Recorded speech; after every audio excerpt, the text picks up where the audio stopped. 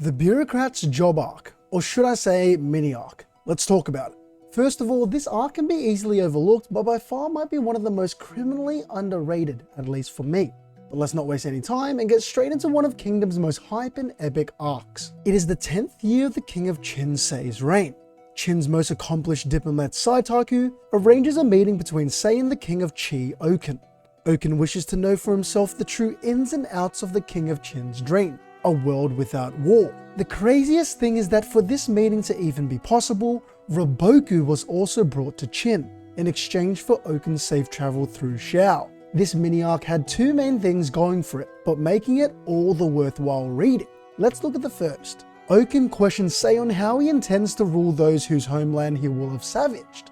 A great question. Sei actually gives an answer that I loved because it was something possibly so foreign back then, but normal to us. Sei wishes to place the law above everything and everyone, no matter their state, no matter their status. What makes this truly powerful is when Oken says this would hardly be a kingdom, and Sei did not even hesitate to say that being a kingdom was hardly an issue.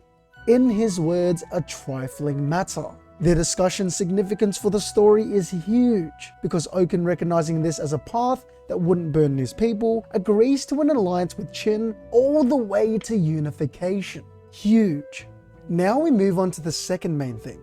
Surprise, surprise, Roboku wasn't a simple escort, and has come to Qin's royal court to dissuade Sei of his dream of unification. This whole conversation was beyond epic, neither side backing down or willing to give up their view. Roboku said Sei's dream would only lead to an unprecedented tragedy and proposed to instead form an alliance between all 7 states. But Sei, with his iron will, says to hell with all of that, and proclaims that this peace would only be temporary, that war would break out when one state eventually prospers above others. My boy even says to Roboku straight to his face that Xiao ain't gonna be nothing when he's through with them.